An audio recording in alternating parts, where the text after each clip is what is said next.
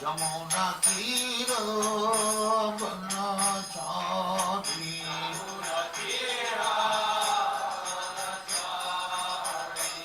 Jamuna Tiro Banachari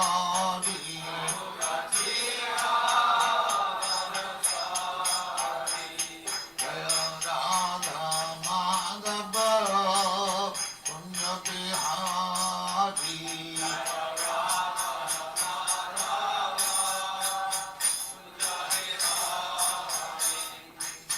Gopi Jana Vallabha Girivaradhari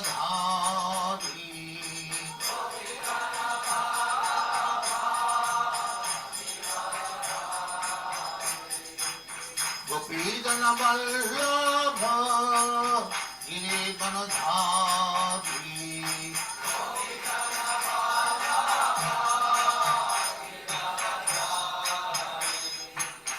Yasodhanandana Brajajana Ranjana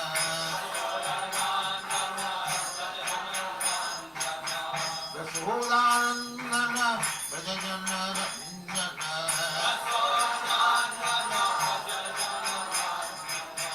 Yamuna Tiro Banachari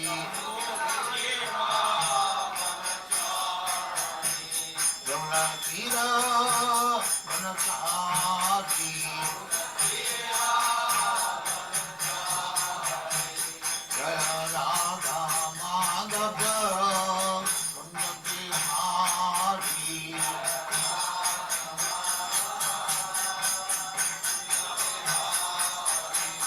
Jaya Radha Madhava Punya Bihari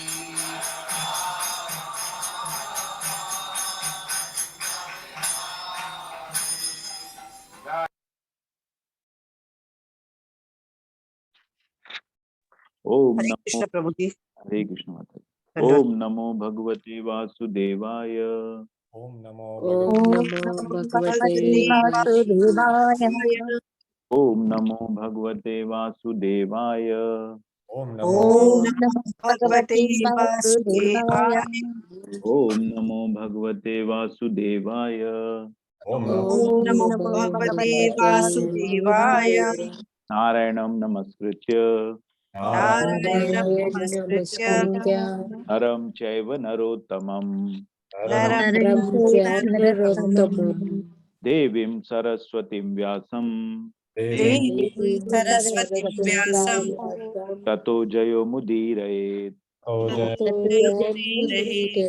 नष्टप्रायेषु अभद्रेषु नष्टप्रायेषु भद्रेषु नित्यं भागवत सेवया नित्यं भगवत सेवया भगवती उत्तमा श्लोके भगवती भगवते उत्तम श्लोके भक्तिर्भवति नैष्ठकी।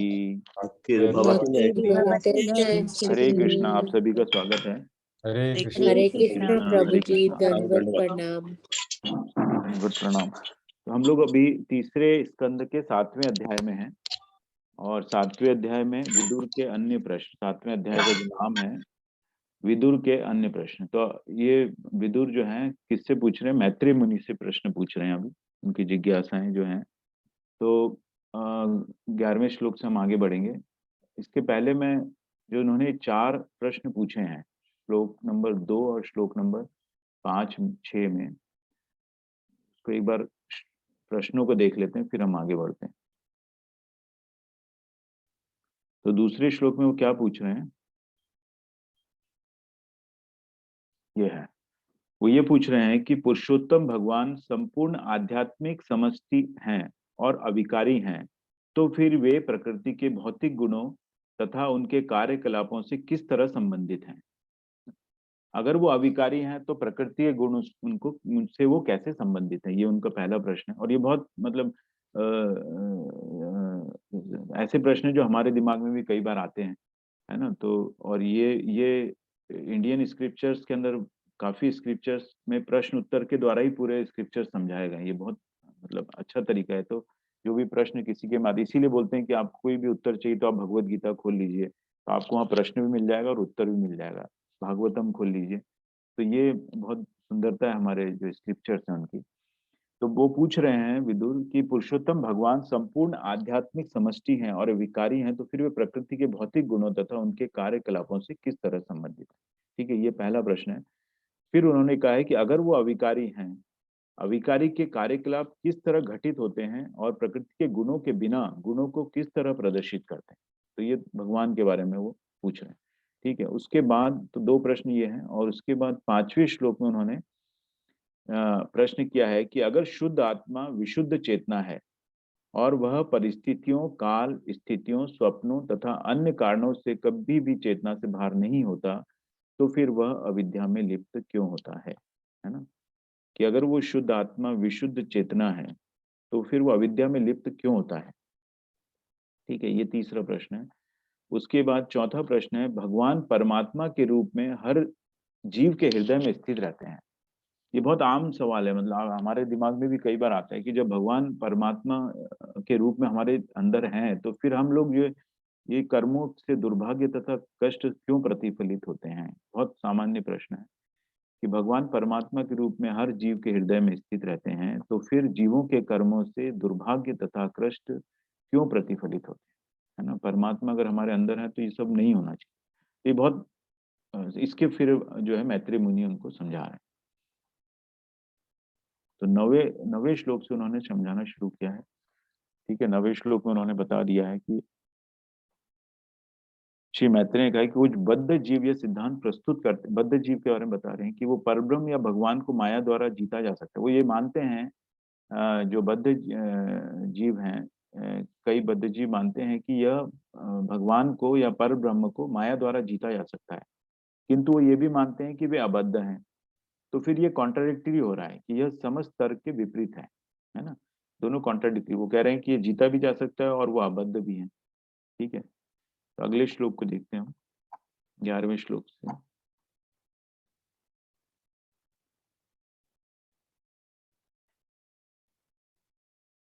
ठीक है, 11वां श्लोक पढ़ते हैं। यथा जले चंद्रमसः कंपादिस्तत्कृतो गुणः दृश्यते असन्नपि द्रष्टुः आत्मनो अनात्मनो गुणः।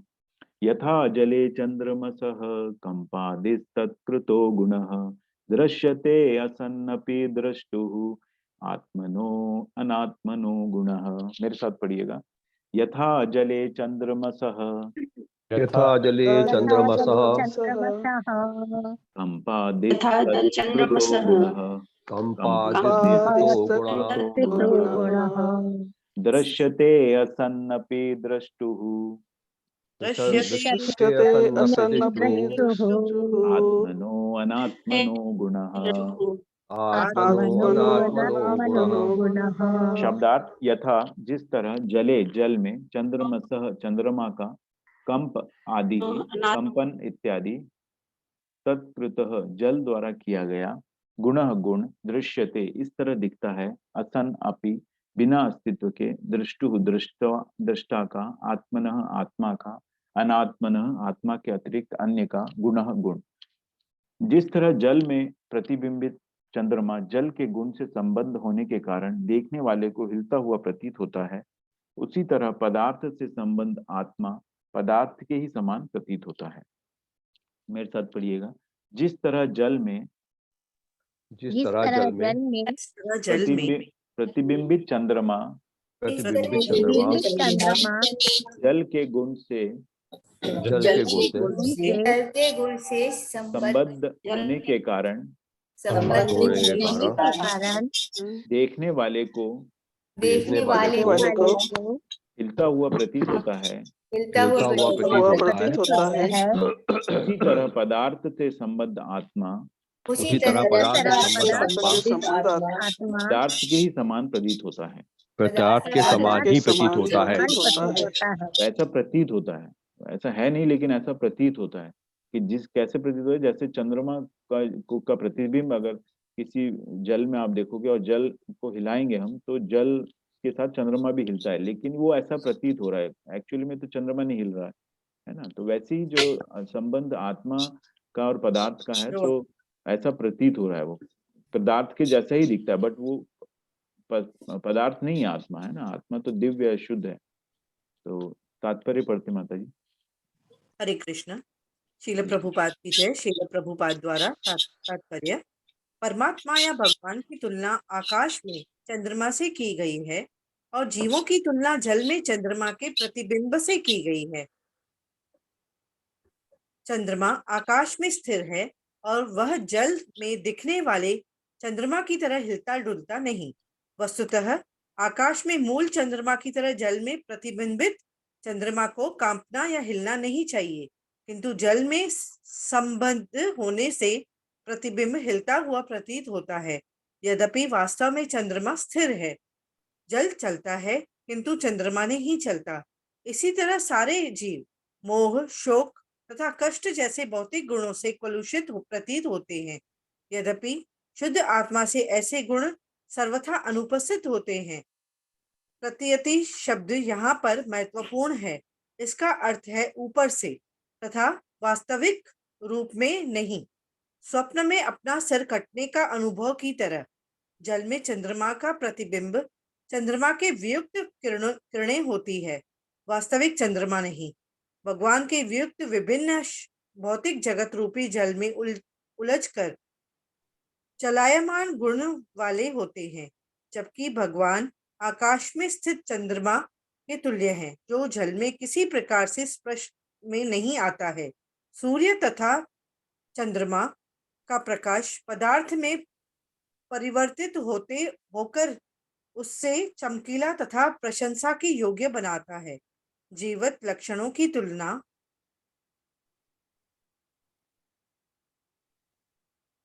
वृक्षों तथा पर्वतों जैसे भौतिक रूपों को प्रकाशित करने वाले सूर्य तथा चंद्रमा के प्रकाश से की जाती है। सूर्य या चंद्रमा के प्रतिबिंब को अल्पज्ञानी असली सूर्य या चंद्रमा मान बैठता है और शुद्ध अद्वैत दर्शन उन्हीं विचारों से उपजता है। वस्तुतः सूर्य तथा चंद्रमा का प्रकाश स्वयं सूर्य तथा चंद्रमा के भिन्न है, यद्यपि उनमें सदा संबंध बना रहता है। आकाश भर में फैली हुई चांदनी निर्विशेष प्रतीत होती है, किंतु चंद्रलोक जिस रूप में वह है साकार है और चंद्रलोक में रहने वाले जीव भी साकार हैं। चंद्रमा की किरणों में विभिन्न भौतिक वस्तुएं कम या अधिक महत्वपूर्ण प्रतीत होती हैं।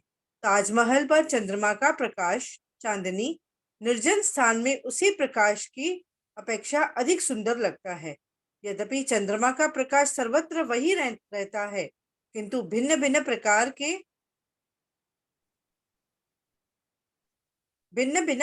के से निखरने से वह भिन्न भिन्न प्रतीत होता है। इस तरह भगवान का प्रकाश सर्वत्र एक समान वितरित है, किंतु भिन्न भिन्न प्रकार से ग्रहण किए जाने के कारण वह भिन्न भिन्न प्रतीत होता है। इसलिए जल पर चंद्रमा के प्रतिबिंब को वास्तविक नहीं मानना चाहिए और संपूर्ण स्थिति को अद्वैतवाद दर्शन के माध्यम से समझने की गलती नहीं करनी चाहिए। चंद्रमा का हिलने डुलने कंपन का गुण भी परिवर्तनशील है। जब जल स्थिर रहता है तो कंपन भी नहीं होता। अधिक स्थिर बद्ध आत्मा में कम कंपन होता है, किंतु भौतिक संबंध होने से यह कंपन का गुण न्यूनाधिक रूप से सर्वत्र विद्यमान रहता है। हरे कृष्ण प्रभु जी। हरे कृष्ण। तो ये इसी का बताया है कि जो जल, जैसे कि जल में जो प्रतिबिंब दिखता है, तो वो चंद्रमा का प्रतिबिंब है ना। तो वो उसको आत्मा और पदार्थ के समान, आत्मा और पदार्थ से कंपेयर किया है ना, कि वो उसके पदार्थ के समान ही प्रतीत होता है, लेकिन वो एक्चुअली है नहीं। अब यहाँ पे एक शब्द बहुत है कि ये शुद्ध आत्मा क्या है। आत्मा है और एक शुद्ध आत्मा है। यद्यपि शुद्ध आत्मा में ऐसे गुण सर्वथा है ना, तो आत्मा भी शुद्ध आत्मा बोल रहे हैं, इसका मतलब आत्मा भी दूषित तो होती है ना, आत्मा भी, क्योंकि आत्मा का जो ये है, एक अणु आत्मा है और एक, ये मैंने क्वेश्चन पूछा था क्लास में, तो वो बताया कि एक अणु आत्मा, जिस तरह समुद्र एक बूंद है, तो बूंद को बहुत अच्छे एग्जाम्पल से प्रभु जी ने समझाया था कि बूंद को हम के अंदर ऊपर हम कोई कलर डाल देते हैं तो बूंद कलरफुल हो जाएगी, लेकिन उसी कलर को अगर हम समुद्र में डालेंगे तो समुद्र को कोई फर्क नहीं पड़ता है ना। तो हमारे जो मन बुद्धि और अहंकार की वजह से जो आत्मा भी दूषित हो जाती है ना। इसीलिए यहाँ पे लिखा है कि शुद्ध आत्मा में ऐसे गुण सर्वथा अनुपस्थित होते हैं, लेकिन अगर विशुद्ध होंगे तो वो आत्मा भी अफेक्ट हो जाती है, उससे घिरी रहती है ना। हमने भगवत गीता में देखा है कि मन बुद्धि और अहंकार से घिरी रहती है, तो वो भी लिप्त हो जाती है, कई बार उन कार्यों में वो लिप्त हो जाती है, तो वो अशुद्ध हो जाती है। तो इसीलिए यहाँ लिखा है कि शुद्ध आत्मा में ऐसे गुण सर्वथा अनुपस्थित होते हैं। तो जो मूल बात है इस श्लोक के अंदर कि आप जो आत्मा है वो शुद्ध है एक्चुअली, है ना। और वो हमें प्रतीत होती है ऐसी कि वो नहीं है, लेकिन वो अफेक्टेड है। उसका एग्जाम्पल जो चंद्रमा और सूर्य का दिया है, जिस तरह चांदनी जो है सर्वत्र फैली हुई है, निर्विशेष प्रतीत होती है, आकाश भर में फैली हुई चांदनी निर्विशेष प्रतीत होती है, किंतु चंद्र साकार है और चंद्रलोक में रहने वाले जीव भी साकार हैं।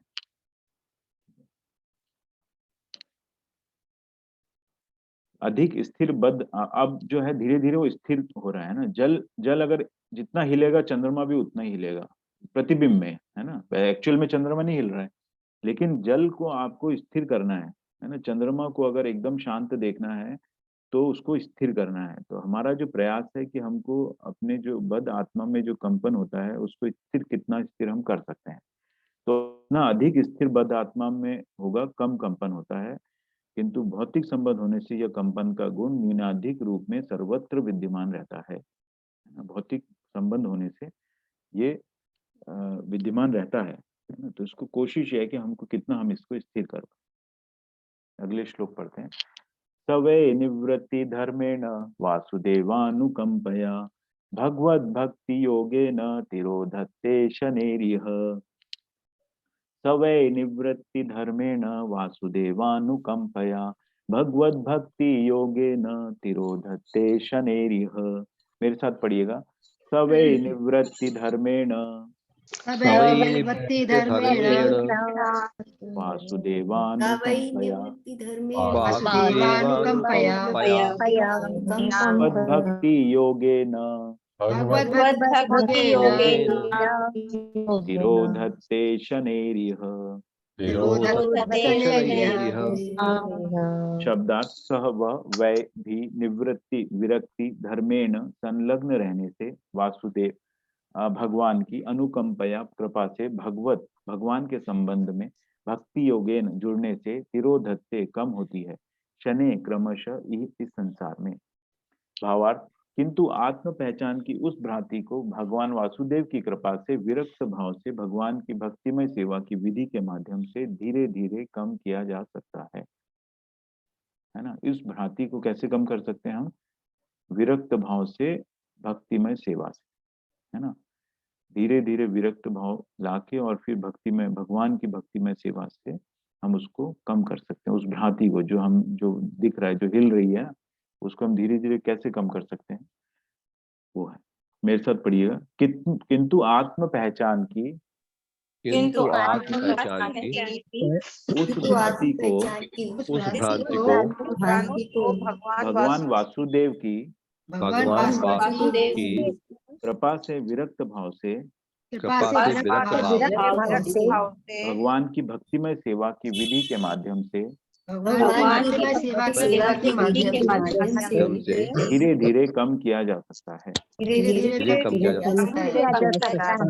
ये शब्द भी देखिए, विधि जो है ना, विधि भी जरूरी है। ऐसा नहीं कि बैठ लोग है ना भक्ति करने, तो विधि भी है। धीरे धीरे जैसे बताया गया कि आप मंत्र का जाप करिए तो उससे धीरे धीरे आपके अंदर शुद्धता आएगी और स्थिरता आएगी। तो ये विधि है, तो इसको हमको फॉलो करना है। तात्पर्य माता जी। हरे कृष्ण। पूनम चौहान माता जी। हरे कृष्ण माता जी। हरे कृष्ण प्रभु जी। पंडित कृष्ण माता। तात्पर्य श्रील प्रभुपाद जी के द्वारा। श्रील प्रभुपाद जी की जय। संसार का कंपन गुण जो पदार्थ के साथ अपनी पहचान करने या दार्शनिक चिंतन के भौतिक प्रभाव में आकर अपने को ईश्वर समझने के फलस्वरूप उत्पन्न होता है, उसे भगवान वासुदेव की कृपा से भगवत भक्ति द्वारा समूल नष्ट किया जा सकता है। जैसे कि प्रथम स्कंद में व्याख्या की गई है, क्योंकि भगवान वासुदेव की भक्ति करने से शुद्ध ज्ञान को बुलावा दिया जाता है, अतः यह मनुष्य को देहात्म बुद्धि से तुरंत विलग करके सामान्य आध्यात्मिक स्थिति में इसी जीवन में भी ला देती है और मनुष्य को उन भौतिक हवाओं से मुक्त कर देती है जो उसे कंपाती है। भक्ति का ज्ञान ही मनुष्य को मुक्ति के मार्ग तक ऊपर उठाता है। भक्ति किए बिना हर वस्तु को जानने के उद्देश्य से ज्ञान का विकास निष्फल प्रयास माना जाता है और मनुष्य को ऐसे प्रेम रूपी श्रम से वांछित फल नहीं मिल सकता। भगवान वासुदेव एकमात्र भक्ति में सेवा से प्रसन्न होते हैं और इस प्रकार उनकी कृपा की अनुभूति भगवान के शुद्ध भक्तों की संगति से ही संभव है। भगवान के शुद्ध भक्त उन समस्त भौतिक इच्छाओं से परे हैं जिनमें सकाम कर्म तथा दार्शनिक चिंतन के फल सम्मिलित हैं। यदि कोई व्यक्ति भगवान की कृपा प्राप्त करना चाहता है तो उसे शुद्ध भक्तों की संगति करनी होती है। ऐसी संगति ही मनुष्य को क्रमशः भ्रमित करने वाले तत्वों से छुटकारा दिला सकती है। हरे कृष्ण प्रभु। हरे कृष्ण। छुटकारा दिला सकते। तो एक ही तरीका है कि शुद्ध भक्तों की संगति ये करना है। जैसे हम लोगों ने प्रभुपाद का हम ये पढ़ रहे हैं, प्रभुपाद की हमारी से संगति है ना। तो ये बहुत जरूरी है। तो नित्यम भागवत सेवया और प्रभुपाद के द्वारा है, तो यह आपकी संगति हो गई।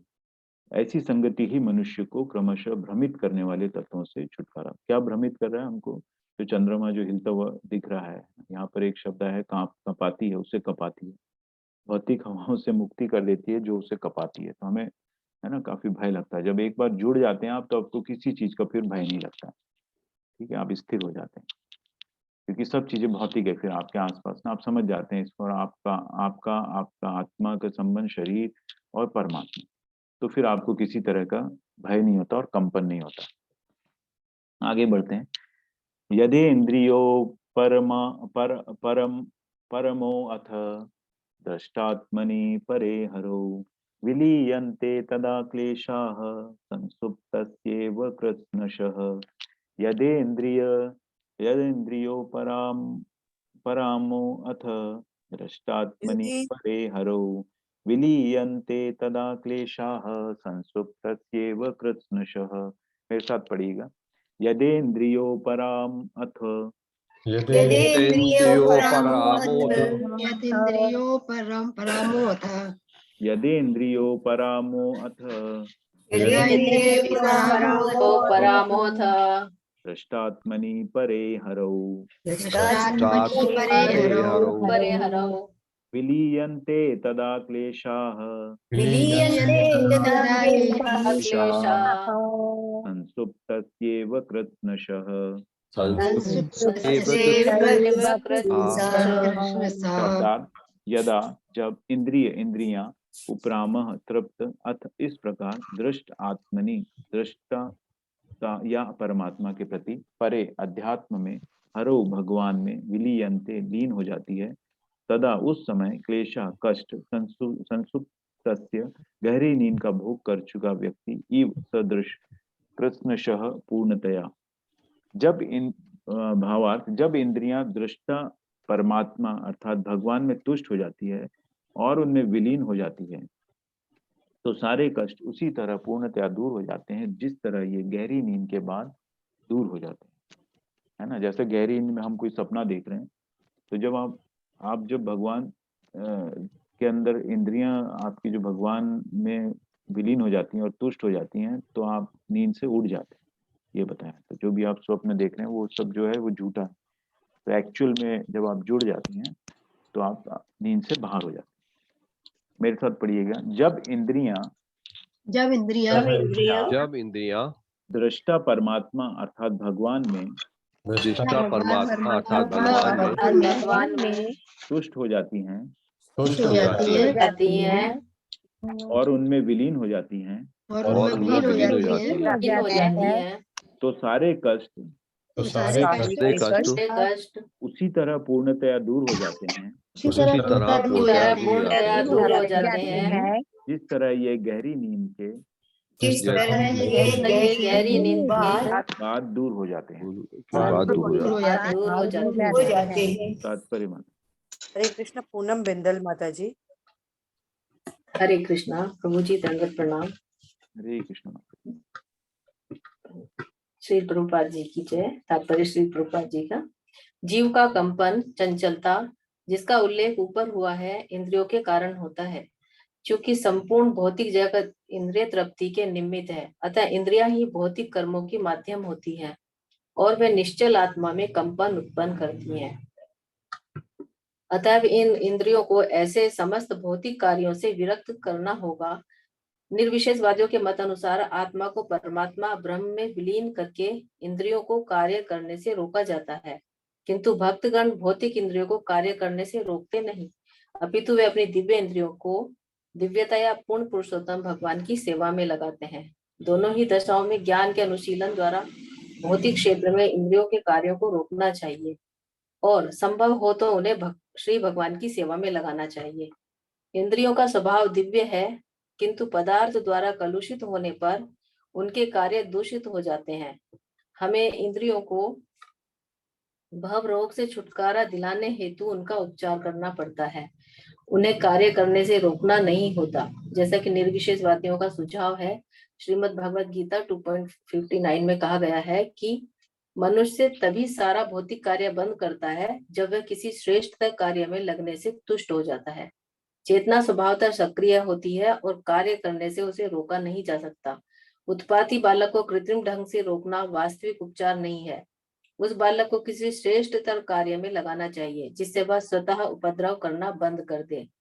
उसी तरह इंद्रियों की उपद्रवी गतिविधियों को उन्हें पूर्ण पुरुषोत्तम भगवान से संबंधित अच्छे कार्य में प्रवृत्त करके ही रोका जा सकता है। जब आंख श्री भगवान के सुंदर रूप को देखने, जीभ प्रसाद का आस्वादन करने, कान उनकी महिमा को सुनने, हाथ श्री भगवान का मंदिर बुहारने, पांव उनके मंदिरों तक जाने में व्यस्त रहेंगे, अर्थात जब सारी इंद्रियां विविध दिव्य कर्मों में लगी रहेंगी, तभी दिव्य इंद्रियां तृप्त हो सकेंगी और भौतिक कार्य से शाश्वत रूप से मुक्त हो जाएंगी। परमात्मा रूप में हर एक के हृदय के भीतर वास करने वाले या भौतिक सृष्टि से परे दिव्य जगत में स्थित रहने वाले पूर्ण पुरुषोत्तम भगवान ही हमारे सारे कार्यों के दृष्टा हैं। हमारे कार्यों को इस तरह से दिव्य रूप में संतृप्त होना चाहिए कि श्री भगवान हम पर कृपा दृष्टि डालें और हमें अपनी दिव्य सेवा में लगा लें। तभी इंद्रियां पूर्णतया तुष्ट हो सकेंगी और भौतिक आकर्षण द्वारा फिर कभी सताई नहीं जाएंगी। हरे कृष्ण। हरे कृष्ण। कभी सताई नहीं जाए। तो इसमें ये इंद्रियों के ऊपर प्रभुपाद ने बहुत अच्छा बताया है कि जो कि कंपन क्यों होता है, ये जीवन का कंपन क्यों होता है, क्योंकि इंद्रियों के कारण होता है ना, ये प्रभुपाद ने कहा। तो इंद्रिय को तृप्त करना है तो उनको भगवान के कार्यों में लगाना है ना, इंद्रियों को मोड़ना है एक्चुअली। तो इसमें ये जो बताया कि निर्विशेषवादी करने की इंद्रियों को वो रोकते हैं काम करने, ये बताए जो डिफरेंस क्या है ना। निर्विशेषवादियों के अनुसार आत्मा को परमात्मा ब्रह्म में लीन करके इंद्रियों को कार्य करने से रोका जाता है, उनका ये तरीका है एक्चुअली।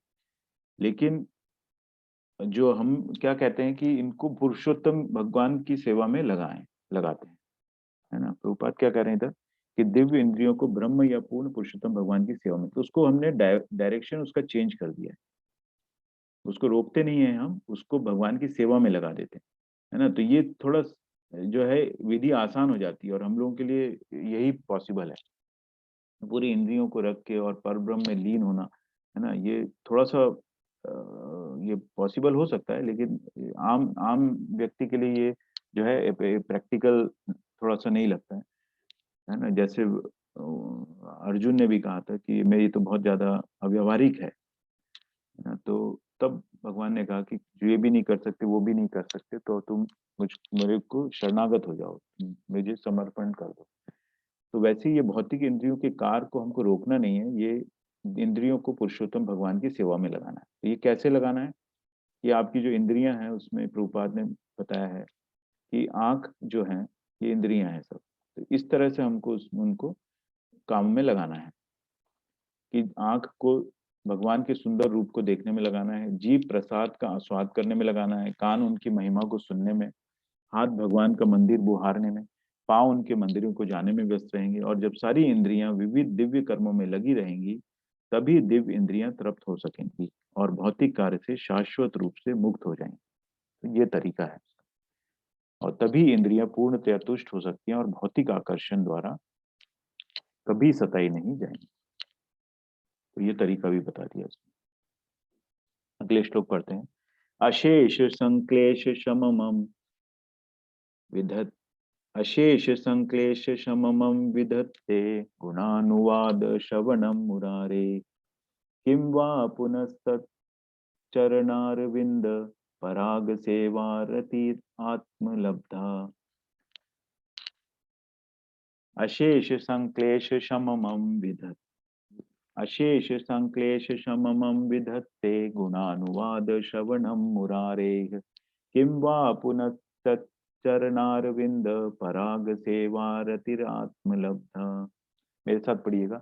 अशेष संक्लेश शममम विधत्ते अशेष अशेष संक्लेश शमं विधत्ते समं विदत्ते गुणानुवाद श्रवणम मुरारे गुणानुवाद श्रवणं मुरारेः किं वा पुनस्तच्चरणारविंद किं किं वा वा पुनश्चारविंद पराग सेवारतिरात्मलब्धा।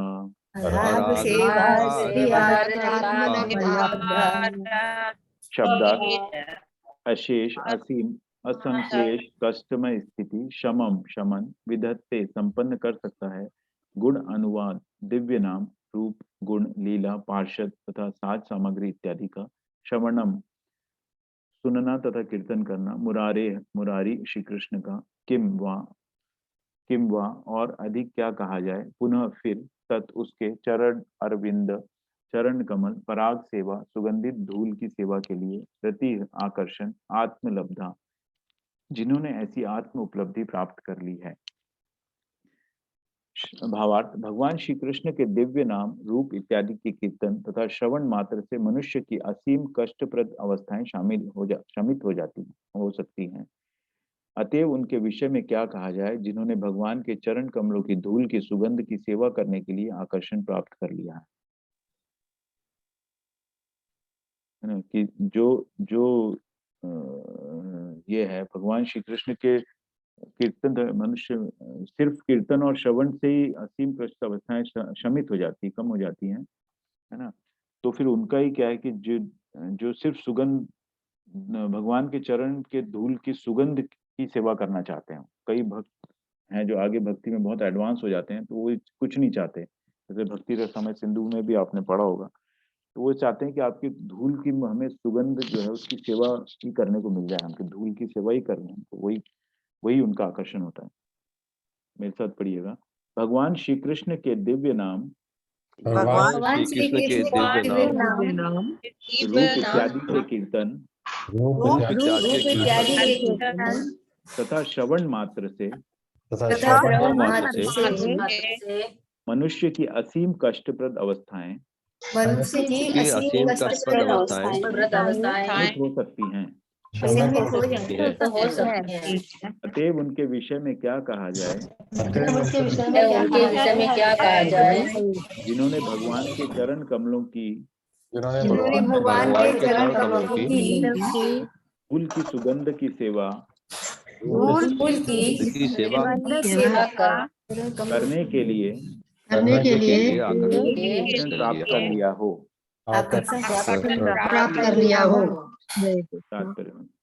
हरे कृष्णा। रीटा कथुरिया माता जी। हरे कृष्णा प्रभु जी। हरे कृष्णा सभी को। हरे कृष्ण। हाँ, श्रीला प्रभुपाद जी की जय। तात्पर्य श्रीला प्रभुपाद जी के द्वारा वैदिक शास्त्रीय विद्या में भौतिक इंद्रियों को वश में करने की दो अलग अलग विधियों की संस्तुति की गई है।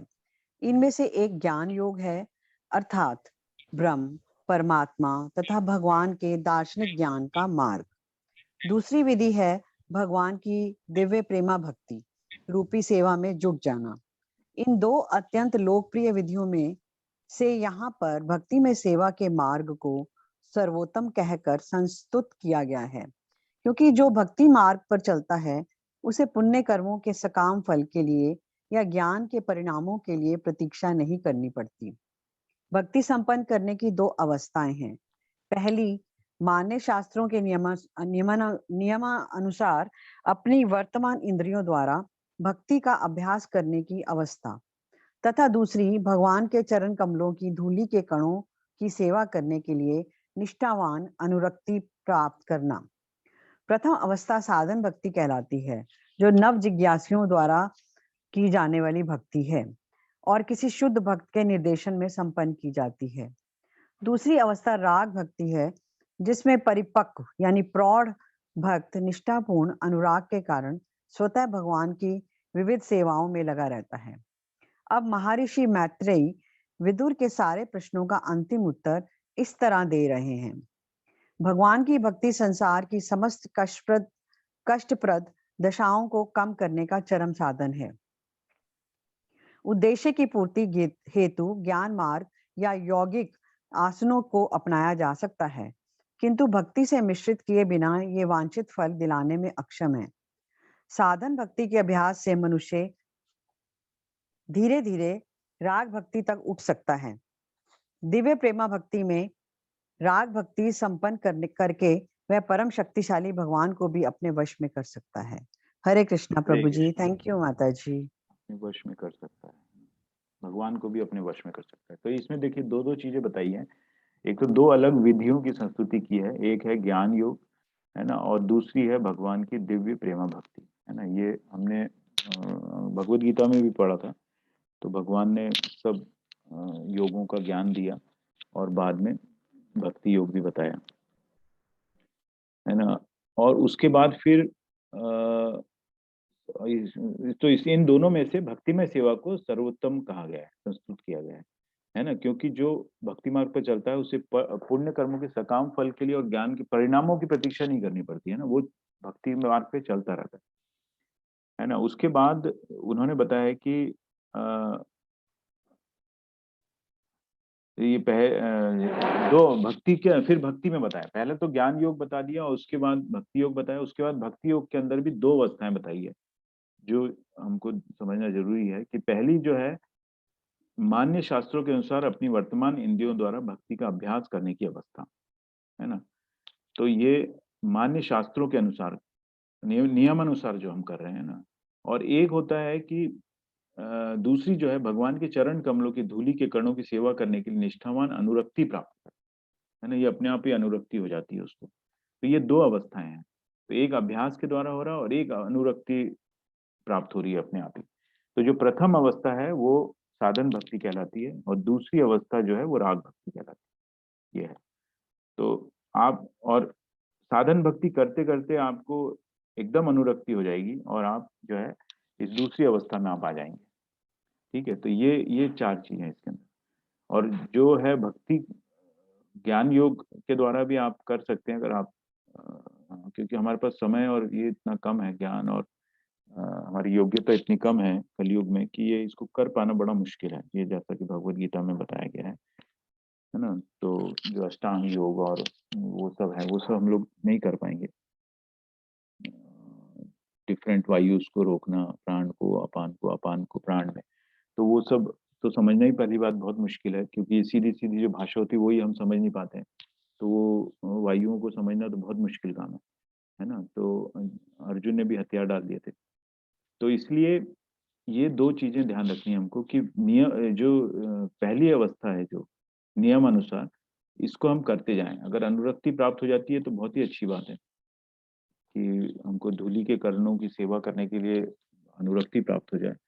और नहीं तो ये नियमानुसार जो हम है ना कर सकते हैं वो करते करते हम दूसरी अवस्था में आए। तो साधन भक्ति से हम अनुराग भक्ति में आ जाएंगे और फिर उससे क्या होगा कि हम शक्तिशाली भगवान को भी अपने वश में कर सकते हैं। तो फिर भगवान भी जो है भक्त के पीछे चलते हैं, ऐसा भी बताया गया, कई जगह वर्णन आया है कि वो उनसे आकर्षित हो जाते हैं। 15वां श्लोक पढ़ते हैं। विदुरुवाच संचिन्न संशयो मह्यम तव सुक्तासि न विभो उभयत्रापि भगवन् मनो मे संप्रधावति। विदुरवाच संच्छिन्नः संशयो मह्यं तव सुप्तासीना विभो उभयत्रापि भगवन् मनो मे संप्रधावति। मेरे साथ पढ़िएगा। विदुरवाच विदुर उवाच संच्छिन्नः संशयो मह्यं संच्छिन्नः संशयो मह्यं मह्यं तव सुप्तासीना विभो तव सुप्तासीना विभो उभयत्रापि भगवन् उभयत्रापि भगवन् मनो मे संप्रधावति। मनो मे संप्रधावति। शब्दार्थ विदुर उवाच, विदुर ने कहा, संच्छिन्न कटे हुए, संशय संदेह, मह्यम मेरे, सब तुम्हारे, सुख असीना विश्वसनीय शब्द रूपी हथियार से, विभो हे प्रभु, उभयत्र अपि ईश्वर तथा जीव दोनों में, भगवन हे शक्तिमान, मन में मेरा संप्रधावती पूरी तरह प्रवेश करता है। विदुर ने कहा, हे शक्तिशाली मुनि, मेरे प्रभु, आपके विश्वसनीय शब्दों से पूर्ण पुरुषोत्तम भगवान तथा जीवों से संबंधित मेरे सारे संशय अब दूर हो गए हैं। अब मेरा मन पूरी तरह से उनमें प्रवेश कर रहा है। तो विदुर को अब उनके प्रश्नों के उत्तर मिल रहे हैं और वो उनके संशय दूर हो रहे हैं। मेरे साथ पढ़िएगा। विदुर ने कहा, हे शक्तिशाली मुनि, मुनि कौन है? ये मैत्रेय मुनि। हे शक्तिशाली मुनि, मेरे प्रभु, आपके विश्वसनीय शब्दों से पूर्ण पुरुषोत्तम भगवान तथा जीवों से संबंधित मेरे सारे संशय दूर हो गए अब दूर हो गए हैं। अब मेरा मन पूरी तरह से उनमें प्रवेश कर रहा है। पूरी तरह से प्रवेश कर रहा है। अभी वो कर रहा है, अभी हुआ नहीं है पूरी, तो अभी कर रहा है। अभी और आगे होंगे तो वो पूरा कर जाएगा। फिर विदुर का जो मन है। तात्पर्य माता जी। हरे कृष्णा अशोक प्रभु जी। हरे कृष्णा माता जी, हरे कृष्णा प्रभु जी। शील प्रभुपाद जी की जय। शील प्रभुपाद जी द्वारा तात्पर्य।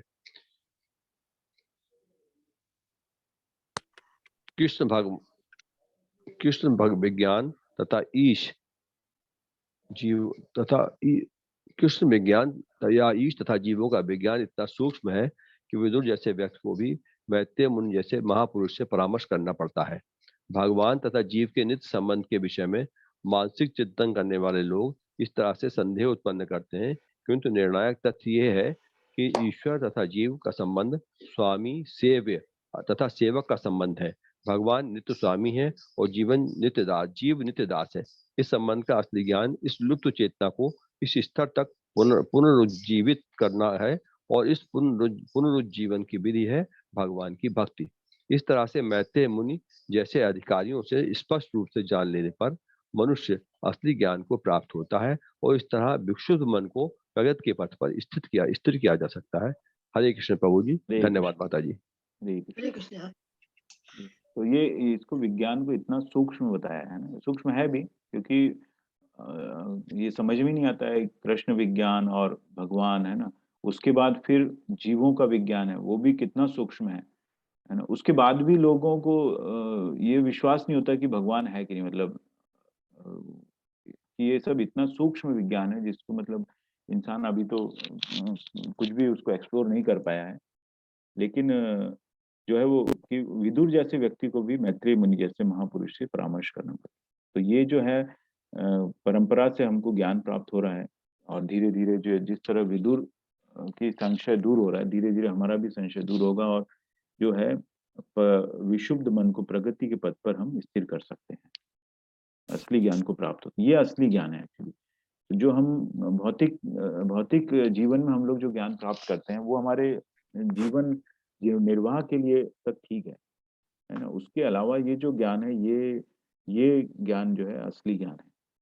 ऐसा यहाँ पे प्रभुपाद ने लिखा है कि मनुष्य असली ज्ञान को प्राप्त होता है और उसका जो विशुद्ध मन है वहीं पर शांति मिलेगी। और स्थिरता जो है ना, जैसे बार बार वो कह रहे हैं कि स्थिर हो जाएगा, जो अस्थिर मन है वो स्थिर हो जाएगा, स्थिर हो जाएगा। तो आप देखेंगे धीरे धीरे धीरे धीरे आपके अंदर वो स्थिरता आएगी। तो इस ज्ञान को प्राप्त करने से ये आपका जो है मन को प्रगति के पथ पर ले जाएगा। 16वां श्लोक पढ़ते हैं। साध्वे तत् व्याहृतम विद्वन न आत्म मायायनम हरे आभात्य पार्थम निर्मूलम विश्वमूलम न यद्वही। साध्वे तत् व्याहृतम विद्वन आत्ममायायनम हरे आभात्य पार्थम निर्मूलम विश्वमूलम न यद्वही। मेरे साथ पढ़िएगा। साध्वे तत् व्याहृतम विद्वन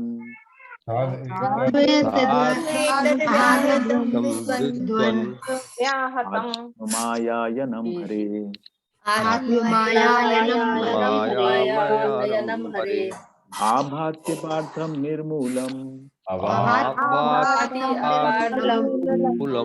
विश्वमूलम न यद्वही। विश्वमूलम न शब्दार्थ साधु उतनी अच्छी जितनी की होनी चाहिए।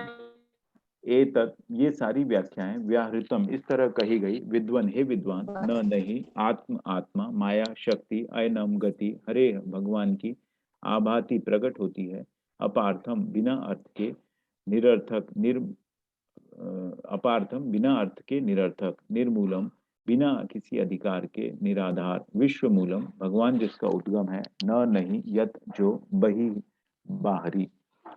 भावार्थ हे विद्वान महर्षि, आपकी व्याख्याएं अति उत्तम हैं जैसी कि उन्हें होना चाहिए। बद्ध जीव के विक्षोभों का आधार भगवान की बहिरंगा शक्ति की गतिविधि के अलावा कुछ भी नहीं है। तो ये बहुत जरूरी है कि जो भी विक्षोभ हैं, जो भी डिस्टर्बेंसेस हैं बद्ध जीव के अंदर, वो भगवान की बहिरंगा शक्ति की गतिविधि है, बस, है ना। तो ये एक बार समझ में आ गया तो वो अपने आप ही स्थिर हो जाएगा। मेरे साथ पढ़िएगा। हे विद्वान महर्षि, हे विद्वान महर्षि, आपकी व्याख्याएं अति उत्तम हैं, आपकी व्याख्याएं अति उत्तम है, जैसे कि उन्हें होना चाहिए, जैसा कि उन्हें होना चाहिए। बद्ध जीव के विक्षोभों का आधार बद्ध जीव का आधार भगवान की बहिरंगा शक्ति की गतिविधि के अलावा कुछ भी नहीं। गतिविधि के अलावा कुछ भी नहीं। तो कुछ भी डिस्टर्बेंस है उससे परेशान होने की जरूरत नहीं है ना, क्योंकि आपको पता है कि स्थिरता कहाँ है ना। तात्पर्य माता जी। शकुंतला माता जी, हरे कृष्ण। हरे कृष्णा माता जी। हरे कृष्णा प्रभु जी। हरे कृष्ण माता। तात्पर्य श्री श्रील प्रभुपाद जी की जय। श्री श्रील प्रभुपाद जी के द्वारा तात्पर्य जीव की ईश्वर से हर तरह से तदाकार होने की अवैध इच्छा ही संपूर्ण भौतिक जगत का मूल कारण है। अन्यथा ईश्वर को ऐसा जगत उत्पन्न करने की, यहाँ तक कि अपनी लीलाओं के लिए भी कोई आवश्यकता न होती। बद्ध जीव भगवान की बहिरंगा शक्ति के वशीभूत होकर भौतिक जीवन में अनेक दुर्भाग्यपूर्ण घटनाओं को भोगता है। भगवान बहिरंगा शक्ति माया के स्वामी है और जीव भौतिक दशा के अंतर्गत उसी माया के अधीन रहता है। जीव द्वारा भगवान के स्वामी पद को प्राप्त करने का मिथ्या प्रयास ही उसके भौतिक बंधन का कारण है और बद्ध जीव का भगवान के साथ तदाकार होने का प्रयास माया का अंतिम पाश है। हरे कृष्णा माता जी। हरे कृष्णा। है ना। तो जो जीव द्वारा भगवान के स्वामी पद को प्राप्त करने का ये मिथ्या प्रयास है। हर होड़ लगी हुई है कि वो उससे आगे निकल जाए, है ना, वो और ज्यादा कर ले भौतिक जीवन में, है ना। और वही उसका जो है बंधन का कारण भी बनते जाता है धीरे धीरे धीरे धीरे। और इसमें प्रभुपाद ने लिखा है कि जीव अवेर इच्छा, लिख रहे हैं, है ना, ये अवेर इच्छा, ये ईश्वर से तदाकार होने के ना अवेर इच्छा है और यही इसकी भौतिक जगत का मूल कारण है, ऐसा प्रभुपाद कह रहे हैं।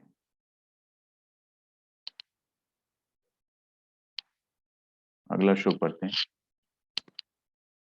यश्च मूढ़ तमो लोके यश्च बुद्धे परम गतः तावुभौ सुखम मेधेते क्लिश्यन्त्यन्तरितो जनः यश्च मूढतमो लोके यश्च बुद्धे परम गतः तावुभौ सुखम मेधेते क्लिश्यन्त्यन्तरितो जनः। मेरे साथ पढ़िएगा। यश्च मूढतमो लोके यस्य मूढतमो लोके यश्च बुद्धे परम गतः बुद्धे परम गतः परम गतः तावुभौ सुखम मेधेते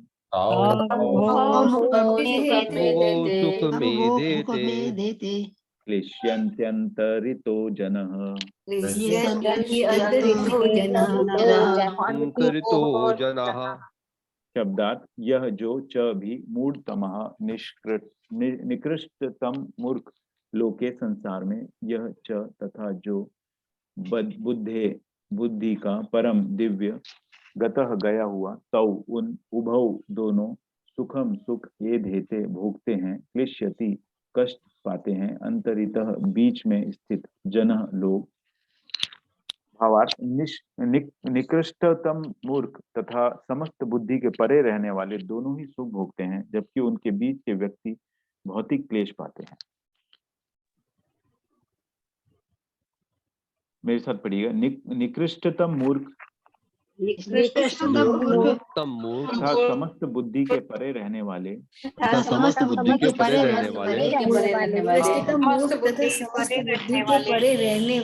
दोनों ही सुख भोगते हैं, दोनों ही सुख भोगते हैं, जबकि उनके बीच के भौतिक क्लेश पाते हैं। भौतिक क्लेश पाते हैं। बहुत सी बाकी है।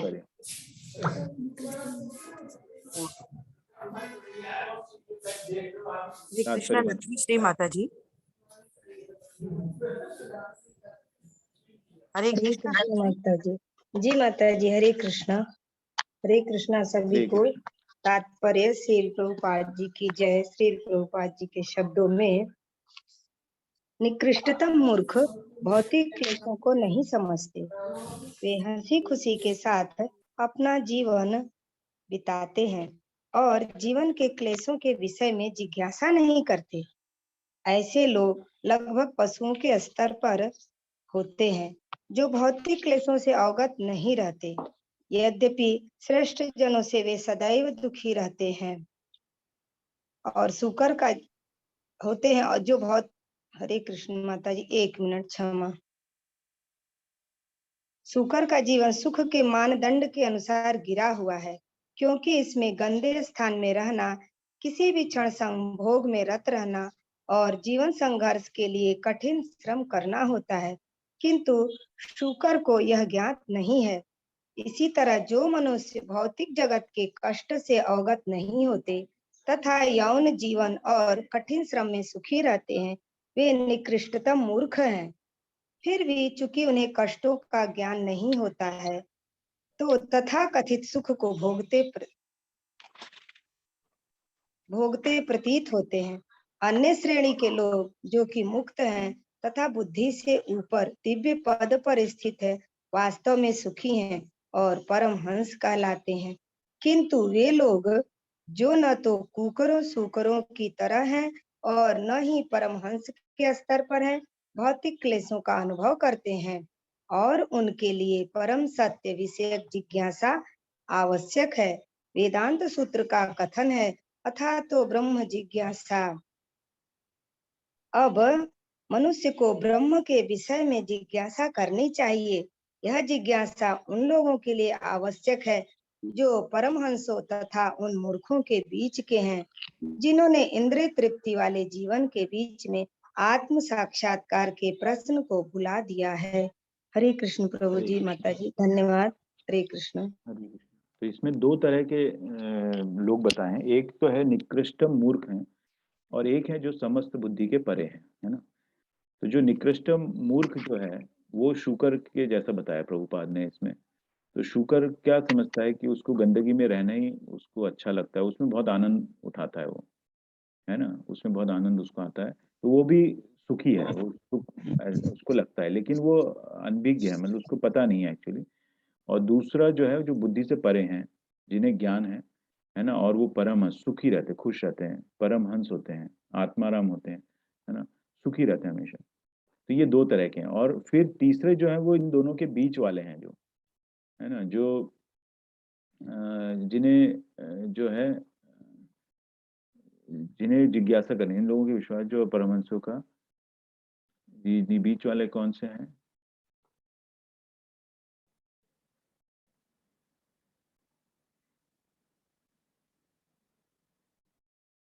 ये है, ये जो है, जो न तो सूकर है न ही परमहंस के स्तर पर है, भौतिक क्लेशों का अनुभव करते हैं और उनके लिए परम सत्य विषयक जिज्ञासा आवश्यक है ना। अथा तो ब्रह्म जिज्ञासा, मनुष्य को ब्रह्म के विषय में जिज्ञासा करनी, यह जिज्ञासा उन लोगों के लिए आवश्यक है जो परमहंस तथा उन मूर्खों के बीच के हैं, है ना। तो जो हम न शुकर है न परमहंस है, हम बीच के हैं, तो हम जिज्ञासा कर रहे हैं और आत्म साक्षात्कार के लिए हम लोग हैं। लेकिन बहुत से ऐसे लोग हैं जो अभी भी नहीं समझ पा रहे हैं। हाँ, हम लोगों ने एक कदम तो उठाया है कि चलिए उसको समझने की कोशिश करते हैं ना। अगला श्लोक पढ़ते हैं। अर्थाभावं विनिश्चित्य प्रतीतस्यापि नात्मनः तां चापि युष्मच्चरण सेवयाहं परानुदे। अर्थाभावं विनिश्चित्य प्रतीतस्यापि नात्मनः तां चापि युष्मच्चरण सेवयाहं परानुदे। मेरे साथ पढ़िएगा। अर्थाभावं विनिश्चित्य अर्थाभावं विनिश्चित्य तस्यापि नात्मनः प्रतीतस्यापि प्रतीतस्यापि नात्मनः तां चापि युष्मत् तां चापि युष्मच्चरण तां चापि युष्मच्चरण तां चापि युष्मच्चरण सेवयाहं परानुदे। सेवयाहं परानुदे। शब्दार्थ। अर्थ अभावम, बिना आस्थार के, विनिश्चित्य, सुनिश्चित करके, प्रतीतस्य, बाह्य मूल्यों का, अपि भी, न कभी नहीं, आत्मनः आत्मा का, ताम उसे, छ भी, अपि इस तरह, युष्मत तुम्हारे, चरण पांव की, सेवया सेवा द्वारा, अहम मैं, परानुदे त्याग सकूंगा। भावार्थ। किंतु हे महोदय, मैं आपका कृतज्ञ हूँ, क्योंकि अब मैं समझ सकता हूँ कि यह भौतिक जगत सार रहित है। यद्यपि यह वास्तविक प्रतीत होता है, मुझे पूर्ण विश्वास है कि आपके चरणों की सेवा करने से मेरे लिए यह मिथ्या विचार को त्याग सकना संभव हो सकेगा। तरीका क्या है कि आपके चरणों की सेवा, तो जो यह क्लास पूरी रहता करूंगा। गुरु ये हैं, नौ आचार्य हैं, उनकी चरणों की सेवा करने से आपको धीरे धीरे जो है ज्ञान प्राप्त होगा और गुरु परंपरा से आपको जो है ज्ञान ट्रांसफर होगा। तब आपका जो है, जो ये मिथ्या विचार को आप त्याग सकते हैं। मेरे साथ पढ़िएगा।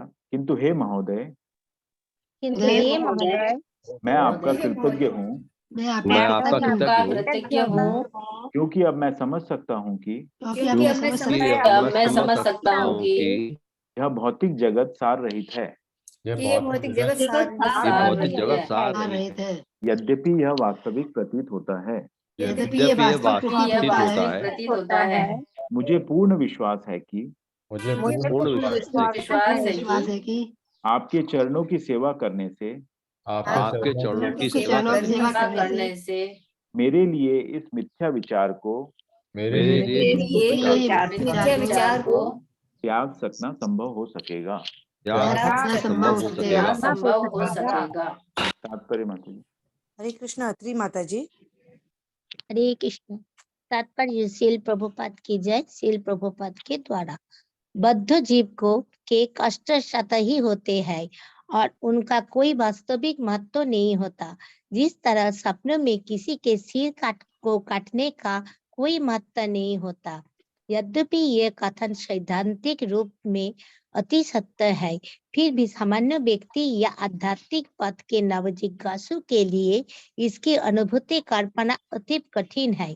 किंतु मैत्रेय मुनि जैसे महान आध्यात्मवादियों के चरणों की सेवा करने की तथा उनकी निरंतर संगति करने से मनुष्य इस मिथ्या विचार को त्याग सकता है कि आत्मा को भौतिक क्लेश भोगना पड़ता है। हरे कृष्ण। तो यही एक तरीका है कि आपको जो है संगति करनी है।